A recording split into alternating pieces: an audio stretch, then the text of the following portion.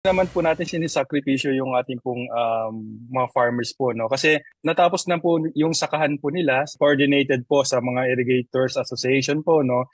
And para hindi naman po maapektuhan pa yung mga sakahan na kailangan pa ng additional na tubig, ay bibigyan po natin yung ating pong mga sakahan or yung mga irrigators association ng tulong, just like pagbigay ng mga fuel subsidies.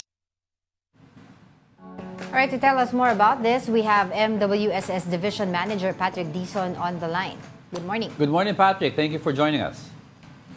Hi, magandang umaga po sa ating lahat at sa lahat po ng ating pong taga-subaybay. Yes, Patrick, I'd like to ask you now with regards to yung last report na namin, why do we need to borrow allocation from irrigation to keep or increase the 49 cubic meters?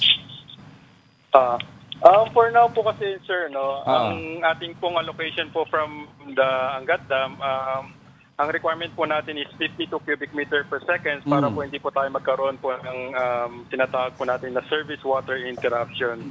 So if bumaba po dito sa ating pong binibigay po na allocation, ay definitely po magkakaroon po tayo ng service interruption. So we opt to borrow yung kanilang pong allocation po from the NIA, which is around 3 cubic meter per second, para po hindi po tayo magkaroon ng interruption. Oo, sir, kasi alam naman natin, this is going to be affected, this will affect yung mga farmer groups natin. So I was wondering if we were able to talk to these farmer groups or yung National Irrigation System itself. Kasi nga, ang danger nito, di ba, yung, kumbaga, yung kinatatakutan ng marami ay yung pagkakaroon ng pinsala, rather, dun sa mga crops nila. Opo. Actually, this is a whole of the government approach po with the technical working group ng Angat Dam. Kasi po nakipagtulungan po tayo with the National Irrigation Administration kasi sa ngayon naman buwan po ay nasa last stage na po sila ng cropping stage po nila.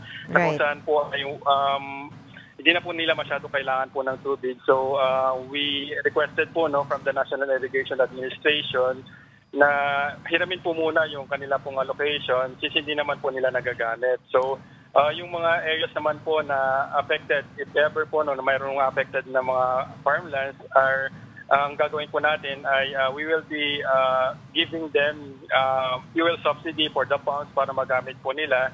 And even po yung mga repairs po ng mga gauge po nila ay amin pong i-repair po ito.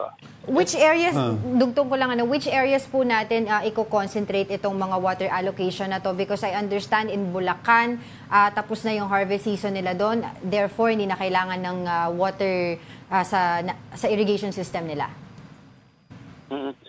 For the MWSS itself po, ang i-distribute po natin yung ating pong hiniram po na location with them sa buong areas po ng buong Metro Manila, Cavite, and also from the part of the Bulacan kasi we are also providing water from the Bulacan Province Water District. So kasama din po yung ating pong Rizal and Cavite area. Yes, I'd like to ask also yung possibility of consistently lowering the water pressure in these coming days, given na if kung magkaka-impact or hindi si Aghon. Will this happen, Patrick? And where will the lowering of the water pressure take effect?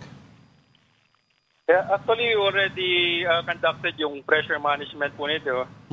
Since, I think, since April pa po, so nakausap na po natin yung ating pong mga concessionaires po, Maynila and Manila Water, to lower the pressure po during the night time po, from 10 p.m. to 4 a.m. So that's the time po kasi na mababa po yung consumption po ng ating mga customers, and that's the time din po na ang ating pong losses po sa sistema ay talaga pong malaki. So might as well po ibaba po natin yung ating pong pressure para po maipon po natin yung mga losses na yun para may magamit po tayo kinabukasan.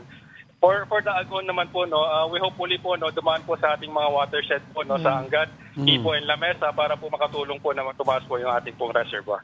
Lastly, just to be clear lang, wala naman kumbaga advisory sa water interruption in the following days. For now po, since wala pa po yung allocation po natin for the next month, which is June, Actually, today is the meeting po ng NWRB Board of Trustees po, no, para pag-usapan po yung allocation natin. So, hopefully po, no, ma-retain po yung ating pong allocation, kasi kung hindi po ma-retain po, no, we will advise naman po yung ating pong mga customers if magkakaroon po ng mga interruption. Pero except po, sa mga areas po, no, na we are conducting po yung mga repair works po natin, regularly naman po natin ginagawa para po mapabuti po natin yung ating po serbisyo. Yun. So hopefully talaga walang water interruption. Yun yung pinagdadasal ng ating mga kababayan. On that note, maraming salamat po sa inyo, MWSS Division Manager Patrick Dizon.